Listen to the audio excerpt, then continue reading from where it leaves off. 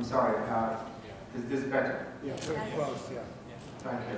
I said welcome, and I would like Do you know to. what this is? This little dot. We have two points With that little, it's a light. used that we want to Your light. Sorry. What light? convey to You must have a light. and then give you the opportunity to ask questions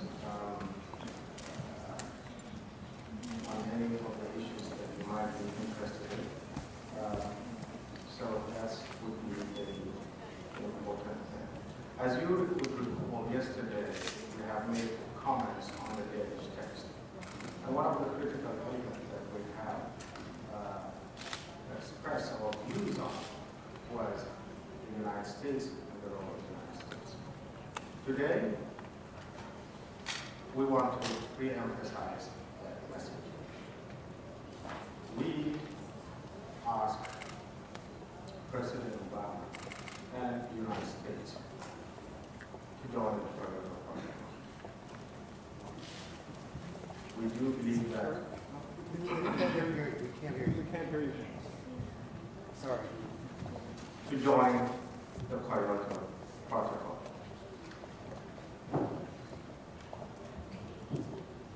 Because the world cannot achieve an equitable and a just deal that would save the planet without the participation of the United States. Global peace and security would be endangered without the United States participating in resolving a serious threat to humanity. This is the war we need to fight together with common purpose to save humanity. And the United States have done many things before, last century, to help fight many of the threats that the world has faced. The other reason, which is the most obvious, is that the United States is the world's largest historical and per capita emitter of greenhouse gases. As such, the United States' 4% reductions of emissions would not help save the world. That's one issue. Second central issue is that we ask the President to rethink the fundamentals of the deal that the G8 has pushed for, the 2 degrees Celsius. Because science tells us that it will expose Africa to immeasurable suffering. It will devastate that continent. And I will read a quotation, a very brief quotation from the IPCC report.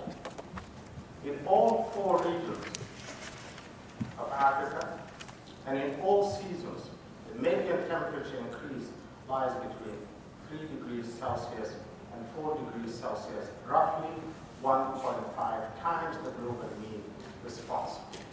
In other words, Africa's temperature will be well above 3.5.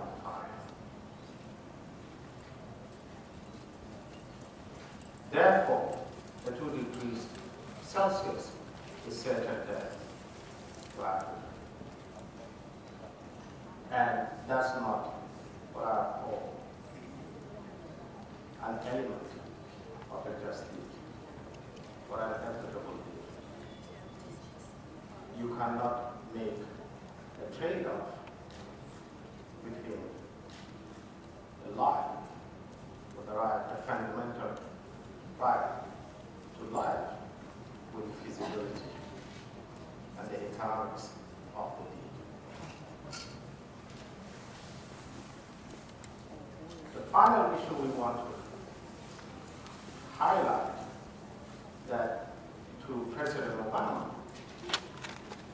that the world has enough resources to address the climate change in a more radical, more substantial, and more committed manner that is commensurate to the risk. As we speak today, the IMF is sitting with over $200 billion worth of SDRs that are not being used. That money should be made available to address the threat of climate change.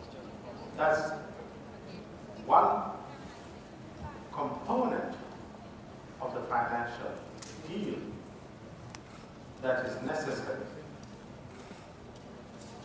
for the success of this Copenhagen conference. That is what is necessary in order to stop endangering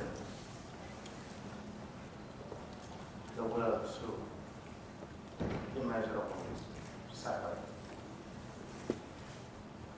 So there is no claim whatsoever for lack of monies or finance.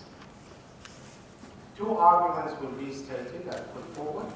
One, that supply of such amount of money would produce inflationary negative impacts, and that can't be true for the simple reason we are in a recession. What that money will create is effective demand. In other words, it will start to benefit the world in terms of economic growth, not the other. The second reason would be used that the American Congress would lead to that. So there are two ways to go about it. The first one, the American Congress has to be asked, you approve billions of dollars in defense budgets.